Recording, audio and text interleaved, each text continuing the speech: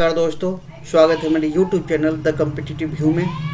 आज हम लोग संडे को हुई बीपीएससी एग्जामिनेशन की पेपर के बारे में चर्चा करेंगे और प्रश्न के बारे में विश्लेषण करेंगे। संपूर्ण विश्लेषण होगा कि किस तरह के प्रश्न पूछे गए हैं और इसका आंसर क्या होगा और आपने कितना मार्क्स अर्जित किया है। हालांकि विभाग के द्वारा कल हुई परीक्षा को रद्द कर दिया गया है क्योंकि ये परीक्षा लीक हो गई थी, लेकिन फिर भी हम लोग अपनी तैयारी को जारी रखेंगे और नेक्स्ट एग्ज़ाम होने वाला है। इसका विभाग बहुत जल्द इसका निर्णय लेगा, तो उसमें हम लोग अपने आप को अफेयर करेंगे। फ़िलहाल कल जो एग्जामिनेशन हुई है उस एग्जामिनेशन में जो पेपर आए हैं उनके प्रश्न कैसे हैं, उनका संपूर्ण विश्लेषण करके आज हम लोग चर्चा करेंगे। चलिए क्वेश्चन की तरफ बढ़ते हैं। प्रश्न था कि भारत छोड़ो आंदोलन के दौरान इनमें से कौन हजारीबाग जेल से फरार हो गए थे। ऑप्शन है सच्चिदानंद सिन्हा, जयप्रकाश नारायण, जगजीवन राम, रफ़ी अहमद किदवई। तो इसके आंसर होंगे जयप्रकाश नारायण। ये जयप्रकाश नारायण का छायाचित्र है। इसके बारे में बात करें,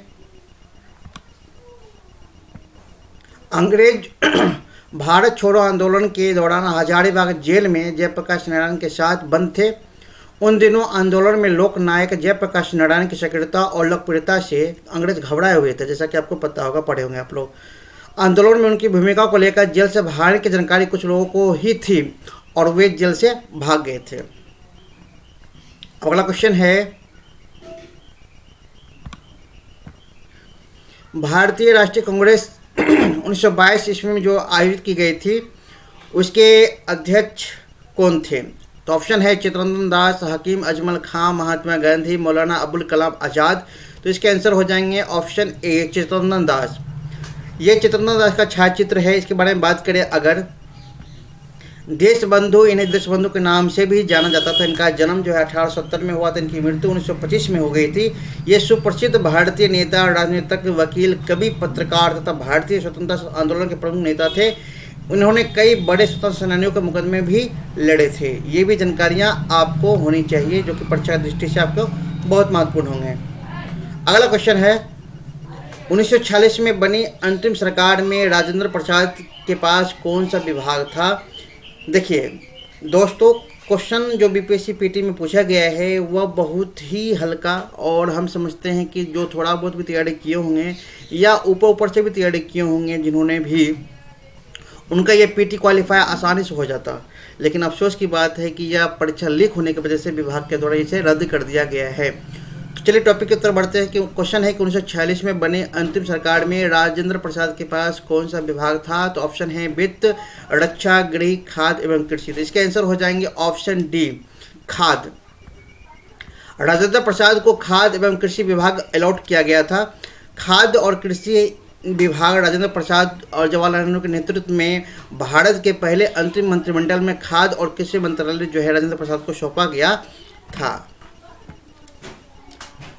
अगला क्वेश्चन है कि गदर पार्टी की स्थापना कहाँ पर हुई थी। तो ऑप्शन है जर्मनी, संयुक्त राज्य अमेरिका, फ्रांस, इंग्लैंड। गदर पार्टी जो कि जानते हैं हरदयाल के द्वारा स्थापना किया गया था और 1913 में किया गया था। तो इसके ऑप्शन हो जाएंगे आंसर सी, यानी कि फ्रांस।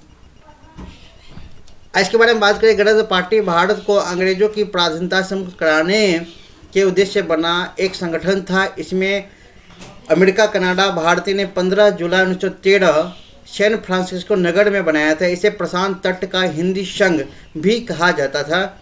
यह पार्टी हिंदुस्तान गदर नाम का एक पत्र भी निकालती थी जो उर्दू और पंजाबी में छपती थी। मेरा उद्देश्य है दोस्तों कि संपूर्ण जानकारियाँ देना ताकि आप लोग की तैयारी जो है और स्ट्रॉन्ग हो सके। तो चलिए अगला क्वेश्चन की तरफ बात करते हैं। अगला क्वेश्चन है, और ये जो झंडा देख रहे हैं ये गदर पार्टी का ही झंडा था। 1905 में सर्वेंट ऑफ इंडिया सोसाइटी की स्थापना किसके द्वारा की गई थी। तो ऑप्शन है सुरेंद्र बनर्जी, बिपिन चंद्रपाल, महादेव गोविंद रानड़े और गोपाल कृष्ण गोखले। तो इसके आंसर हो जाएंगे ऑप्शन डी गोपाल कृष्ण गोखले। गोपाल कृष्ण गोखले के द्वारा जो है 1905 में सर्वेंट ऑफ इंडिया सोसाइटी की स्थापना की गई थी। यह है गोपाल कृष्ण गोखले का छायाचित्र। अगर इसके बारे में बात करें कि गोपाल कृष्ण गोखले ने 1905 में पुणे महाराष्ट्र में की थी।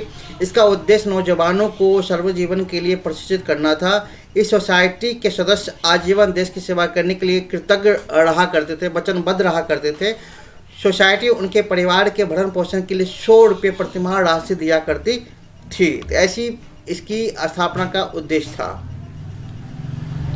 और आगे बात करें और आपको बता दें कि इसके बारे में और जानकारी है कि राजेंद्र प्रसाद जब कोलकाता न्यायालय में वकालत कर रहे थे तो गोपाल कृष्ण गोखले आए और राजेंद्र प्रसाद से इस सोसाइटी का सदस्य बनने को कहा। राजेंद्र प्रसाद जी ने 20 दिनों के विचार मंथन के पश्चात मना कर दिया। उसमें भारत का वायसराय मोहम्मद गुफरान हुआ करता था।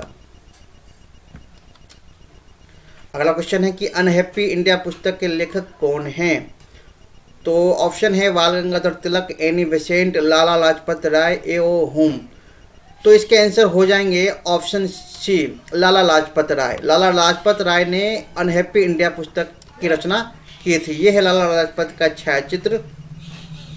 इसे हिंदी में दुखी भारत के नाम से भी जाना जाता है कि भारतीय स्वतंत्रता सेनानी लाला लाजपत राय द्वारा लिखी गई यह अनहैप्पी पुस्तक है। इस पुस्तक में कुल 33 अध्याय हैं। इसमें 47 पृष्ठों का लंबा विषय प्रवेश एवं प्रविष्टि है। इसका प्रकाशन हिंदी के अतिरिक्त अंग्रेजी में अनहैप्पी इंडिया के नाम से किया गया था। तो बीपीएससी की तैयारी करने वाले या जो भी पीसीएस की तैयारी करने वाले लोग हैं वो इस दृष्टि से तैयारी ना करें। किसी भी हमें पीटी निकालना है, उन्हें तैयारी करना होता है मेंस के लेवल में, यानी कि आपको मेंस के लेवल में तैयारी करना पड़ेगा। इसलिए विस्तार से पढ़ना ज़्यादा जरूरी हो जाता है, क्योंकि इससे आपका कंटेंट तैयार होंगे। जब आपका कंटेंट तैयार होगा तो आप मेंस के जो भी प्रश्न आएंगे उनको हल करने में आपको आसानी होगी। अगला क्वेश्चन है कि तीनों गोलमेज सम्मेलन में किसने भाग लिया? सॉरी। ऑप्शन है मौलाना अब्दुल कलाम आज़ाद, मदन मोहन मालवीय, बी.आर. अम्बेडकर, महात्मा गांधी। तो ऑप्शन इसके हो जाएंगे सी, यानी डॉक्टर भीमराव अंबेडकर। डॉक्टर भीमराव अंबेडकर एक ऐसे शख्स थे जिन्होंने तीनों गोलमेज सम्मेलन में भाग लिया था।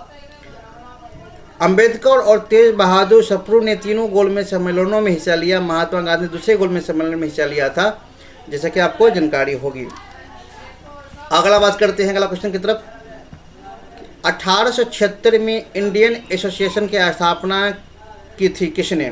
ऑप्शन है सुरेंद्र नाथ बनर्जी, चित्तरंजन दास, डब्ल्यू.सी. बनर्जी, अरविंद घोष। तो इसके आंसर हो जाएंगे ऑप्शन ए, सुरेंद्र नाथ बनर्जी। सुरेंद्र नाथ बनर्जी जो है 1876 में इंडियन एसोसिएशन की स्थापना किए थे। सुरेंद्र नाथ बनर्जी ने 26 सितंबर को 1876 को अपने मित्र आनंद मोहन बोस के साथ इंडियन एसोसिएशन की स्थापना किए थे। अगला क्वेश्चन है कि सुभाष चंद्र बोस के नाम के पहले सम्मान सूचक नेताजी किस देश ने जोड़ा था? ऑप्शन थे भारत, इटली, जर्मनी, जापान। जैसा कि आप आंसर पहले ही शो हो गया, वो एडिटिंग मिस्टेक कहीं ना कहीं है। तो इसके आंसर हो जाएंगे जर्मनी। अगला क्वेश्चन है कि चटगांव शस्त्रागार धावे से कौन संबंधित है? ऑप्शन है राज बिहारी बोस, चंद्रशेखर आजाद, वटुकेश्वर दत्त, सुरेश सेन। चटगांव शस्त्रागार धावे, चटगांव में एक शस्त्र में हमला किया गया था, मतलब उसको लूटा गया था। इससे कौन व्यक्ति संबंधित थे, इसके बारे में जानकारी प्राप्त करना है या इसके बारे में आंसर देना है। तो इसके आंसर हो जाएंगे आपके ऑप्शन डी, सुरेश सेन। ये सुरेश सेन का छायाचित्र। इसके बारे में बात करें कि 18 अप्रैल 1930 को भारत के महान क्रांतिकारी सुरेश सेन के नेतृत्व में सशस्त्र भारतीय स्वतंत्रता सेनानियों द्वारा चट्टगांव, जो कि अब बांग्लादेश में आ गया है, पुलिस के सहायक बलों के शस्त्रागार पर छापा मारकर उसे लूटने का प्रयास किया गया था। अगला क्वेश्चन है कि बंकिम चंद्र चटर्जी के आनंद मठ में किस विद्रोह का उल्लेख किया गया है? ऑप्शन है सन्यासी, कोका, संथाल, नील। तो इसके आंसर हो जाएंगे ऑप्शन ए, सन्यासी विद्रोह। सन्यासी विद्रोह का यूज किया गया था, माने उपयोग किया गया था इनका। इनके बारे में बात करें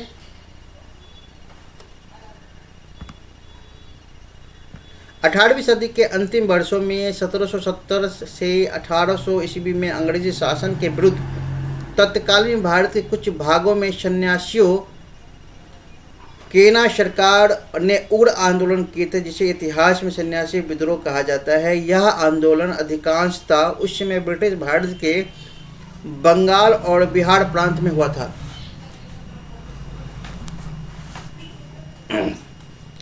बंगाल और बिहार प्रांत में हुआ था। सन्यासी विद्रोह कहा जाता है कि भारतीय स्वतंत्रता संग्राम का पहला विद्रोह ऐसा था जो सन्यासियों के द्वारा किया गया था। कौन सी घटना सबसे पहले हुई? ऑप्शन है भारत छोड़ो आंदोलन का प्रस्ताव, क्रिप्स मिशन का आगमन, गवर्नर जनरल के पद पर लॉर्ड वेवल का आगमन, कैबिनेट मिशन का आगमन, और जैसे कि आप जानते हैं कि ऑप्शन ई रहता है बीपीएससी परीक्षाओं में। आइए इसके बारे में बात करें। इसका आंसर हो जाएंगे ऑप्शन बी, क्रिप्स मिशन का आगमन। कैसे, इसके बारे में बात करते हैं। भारत छोड़ो आंदोलन जो है 8 अगस्त 1942 को हुई थी, और क्रिप्स मिशन का आगमन जो है मार्च 1942 को हुई थी। बेवल का आगमन जो है 1 अक्टूबर 1943 को हुई थी, और कैबिनेट मिशन का आगमन 19 फरवरी 1946 को हुई थी। इस आंकड़े के हिसाब से आप लगा सकते हैं अनुमान के पहले कौन सी घटनाएं घटी थी। अगला क्वेश्चन है 1929 में लाहौर में आयोजित भारतीय राष्ट्रीय कांग्रेस के अधिवेशन का अध्यक्ष कौन था? ऑप्शन है वल्लभ भाई पटेल, मोतीलाल नेहरू, जवाहरलाल नेहरू, राजेंद्र प्रसाद। इसके आंसर हो जाएंगे आपके सी, जवाहरलाल नेहरू। जवाहरलाल नेहरू जो है 1929 में लाहौर में आयोजित राष्ट्रीय कांग्रेस अधिवेशन के अध्यक्ष हुए थे। इनके बारे में बात करते हैं कि 31 दिसंबर 1929 को भारतीय राष्ट्रीय कांग्रेस का वार्षिक अधिवेशन तत्कालीन पंजाब प्रांत की राजधानी लाहौर में हुआ था।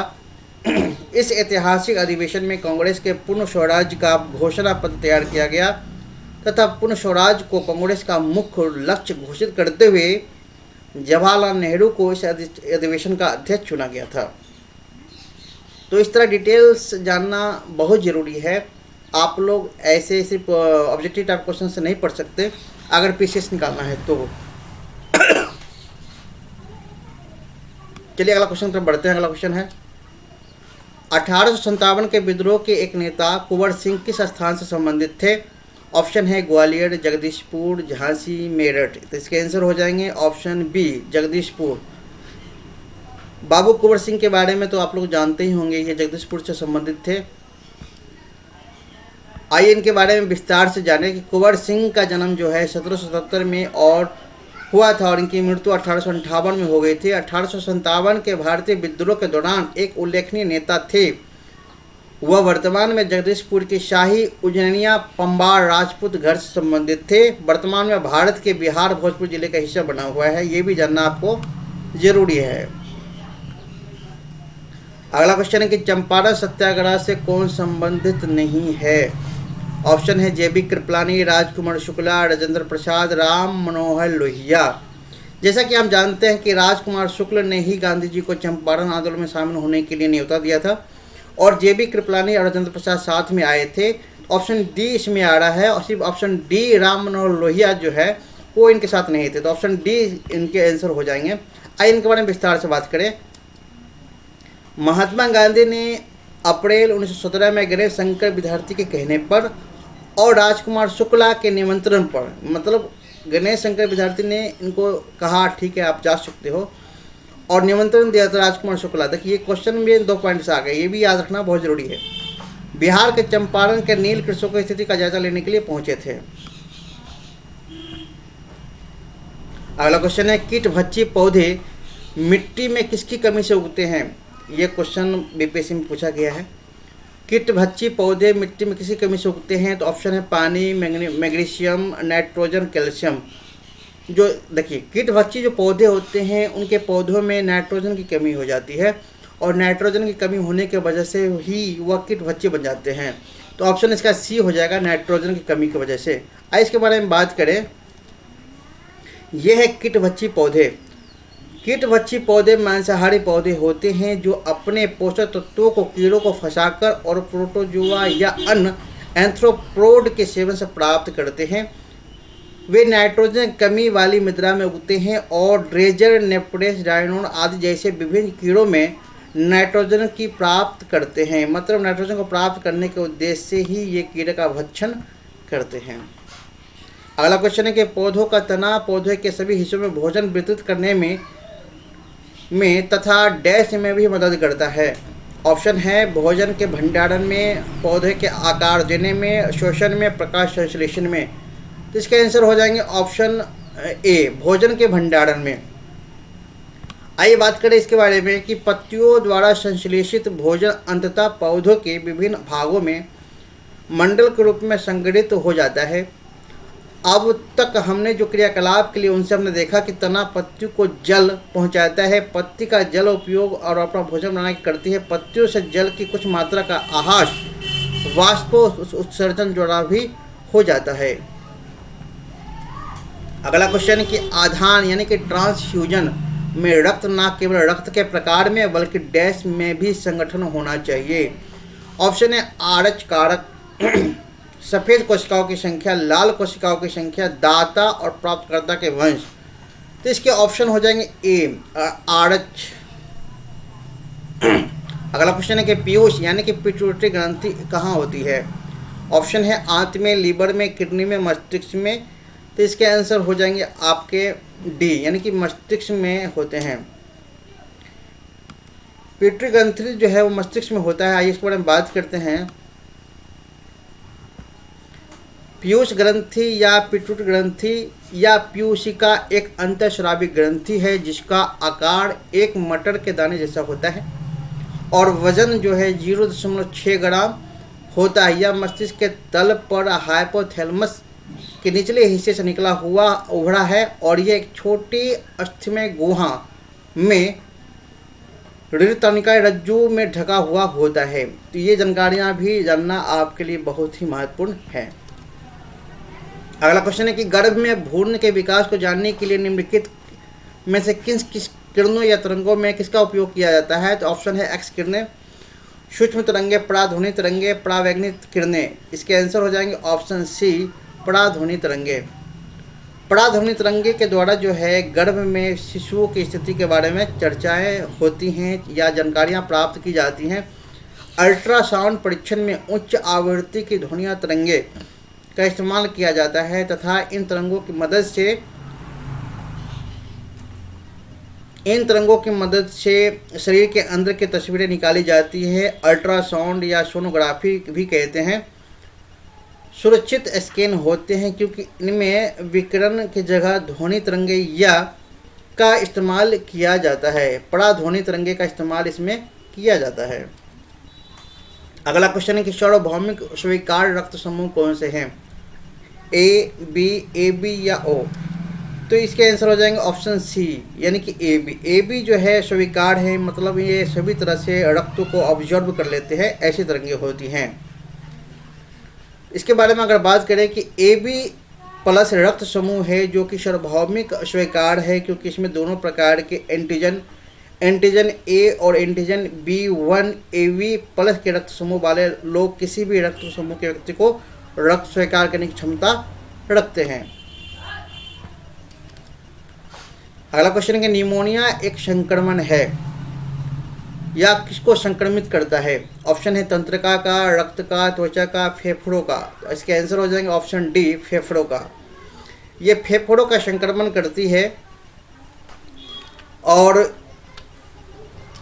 इसके बारे में अगर बात करें, निमोनिया फेफड़ों का एक संक्रमण है जो वायरस, बैक्टीरिया या कवक। निमोनिया के अधिकांश मामले तब शुरू होते हैं जब संक्रामक कण नाक और मुंह से सांस लेते हैं, वायु मार्ग से फेफड़ों में जाते हैं। निमोनिया एक ही समय में एक या दोनों फेफड़ों को प्रभावित कर सकता है। अगला क्वेश्चन है कि दर्पण के सामने खड़े एक व्यक्ति को अपना प्रतिबिंब अपने से बड़ा लगता है, इसका तात्पर्य है कि दर्पण किस प्रकार का है। ये क्वेश्चन बहुत सिंपल है। 9th या 8th क्लास में ये कुछ तरह का क्वेश्चन आप लोग पढ़े होंगे, लेकिन ये आप जानते होंगे बहुत सरल सा क्वेश्चन है। इसके आंसर हो जाएंगे ऑप्शन ए, अवतल दर्पण। अगला क्वेश्चन है, एक पंखा गर्मी के मौसम में आराम की अनुभूति पैदा करता है क्योंकि ऑप्शन है पंखा ठंडी हवा की आपूर्ति करता है, हमारा शरीर हवा में अधिक गर्मी विकृत करता है, हवा की चालकता बढ़ जाती है। और अगला ऑप्शन है कि हमारा पसीना तेज़ी से वाष्पित हो जाता है। क्योंकि हमारा पसीना तेज़ी से वाष्पित हो जाता है, इसी कारण से हमें ठंड का एहसास होता है। तो ऑप्शन इसके डी हो जाएंगे। अगला क्वेश्चन है कि हाइड्रोजन बम किसके सिद्धांत पर आधारित है? नियंत्रित संलयन प्रतिक्रिया, अनियंत्रित संलयन प्रतिक्रिया, नियंत्रित विखंडन प्रतिक्रिया, नियंत्रित विखंडन प्रतिक्रिया। जैसा कि आपको पता है कि परमाणु बम जो है वह विखंडन प्रक्रिया पर आधारित होती है और हाइड्रोजन बम जो है वह संलयन प्रक्रिया पर आधारित होती है। लेकिन इसमें नियंत्रित और अनियंत्रित वाली चीज़ें हैं, तो आपको पता होना चाहिए बम है तो अनियंत्रित होगी, यानी कि इसके आंसर हो जाएंगे अनियंत्रित संलयन प्रतिक्रिया के द्वारा वह सिद्धांत पर कार्य करता है। अगला क्वेश्चन है कि प्रेशर कुकर में खाना जल्दी पक जाता है क्योंकि उच्च दाब के कारण पानी निम्न तापमान पर उबलने लगता है, उच्च दाब के कारण पानी उच्च तापमान पर उबलने लगता है, कम दाब के कारण पानी कम तापमान पर उबलने लगता है। और ऑप्शन डी है निम्न दाब के कारण पानी उच्च तापमान पे उबलने लगता है। इसका आंसर हो जाएगा ऑप्शन ए, उच्च दाब के कारण जो है पानी निम्न तापमान पर भी उबलने लगता है। यही कारण है कि प्रेशर कुकर में खाना जल्दी पक जाता है और गैस की खपत भी कम होती है। यदि रेफ्रिजरेटर के दरवाजे कुछ घंटे के लिए खुले छोड़ दे तो कमरे का तापमान क्या हो जाएगा? बहुत ही सिंपल और सरल क्वेश्चन है। कम हो जाएगा, बढ़ जाएगा, वही रहेगा, केवल रेफ्रिजरेटर के आसपास के क्षेत्र का घट जाएगा। तो इसके आंसर हो जाएगा बढ़ जाएगा, यानी जैसे कि रेफ्रिजरेटर का दरवाजा आप खुला छोड़ देंगे तो कमरे का तापमान जो है वो बढ़ जाएगा। क्यों बढ़ जाएगा, आइए बात करते हैं। अगर रेफ्रिजरेटर को एक बंद कमरे में खुला छोड़ दिए तो वह कुछ देर के लिए ठंडा होगा, लेकिन चूँकि उसका दरवाज़ा खुला हुआ है, कमरा बंद है, तो वहाँ के तापमान को ऑब्जर्व करेगा और फिर से कमरा को जो है ज़्यादा गर्म वह कर देगा। बर्फ़ का टुकड़ा पानी से लबालब भरे बीकर में तैर रहा है, जब बर्फ़ पूरा पिघल जाएगा तो क्या होगा? ऑप्शन है पानी फर्श पर फैल जाएगा, बीकर में पानी का स्तर नीचे आ जाएगा, पानी का स्तर पहले गिरेगा और फिर बीकर से बाहर निकलेगा, जल का स्तर नहीं बदलेगा। तो इसके आंसर हो जाएंगे कि जल का स्तर बिल्कुल नहीं बदलेगा, क्योंकि पानी में बर्फ जो है 1/10 भाग में ही डूबा रहता है और 1/10 भाग पानी को घेरता है। अगला क्वेश्चन है कि निम्नलिखित में से कौन सा सही सुमेलित नहीं है? वोल्टमीटर विभवांतर, एमीटर विद्युत धारा, पोटेंशियोमीटर विद्युत वाहक बल, गैल्वेनोमीटर विद्युत प्रतिरोध। इसके आंसर हो जाएंगे ऑप्शन सी, पोटेंशियोमीटर विद्युत वाहक बल। बाकी के सबके अपने अपने यंत्र हैं। तो मैंने 29 क्वेश्चनों का यह संग्रह बनाया था, क्योंकि 150 क्वेश्चन वाले पीटी में एग्जामिनेशन हुए थे और 150 क्वेश्चन का मैं वीडियो बनाता था, वीडियो बहुत लंबा हो जाता और बहुत बोरियत हो जाती है आप लोग के लिए। तो मैं पार्ट बाय पार्ट इसके वीडियो बनाऊंगा। आज मैंने 29 क्वेश्चन को लिया है। इनके 3 पार्ट आएंगे। आज पहला पार्ट है और आज शाम तक दूसरा पार्ट, फिर सुबह तीसरा पार्ट आ जाएगा लगातार कंटिन्यू।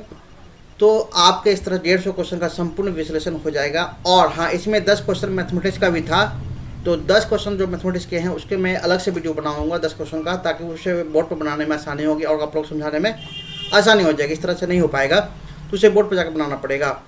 तो लगे रहे, बने रहे हमारे चैनल पर और इस तरह की जानकारियाँ प्राप्त करने के लिए निरंतर हमारे चैनल को सब्सक्राइब करें, लाइक करें, शेयर करें, कमेंट करें। मिलते हैं नेक्स्ट वीडियो में। तब तक अपनी पढ़ाई को जारी रखें। परीक्षा कैंसिल ज़रूर हुई है, लेकिन परीक्षा होगी, विद इन मंथ होगी या विद इन वीक होगी। आप लोग अपनी पढ़ाई को फिर से जारी रखें, फिर से जोर शोर से तैयारी करना चालू कर दें। मिलते हैं नेक्स्ट वीडियो में।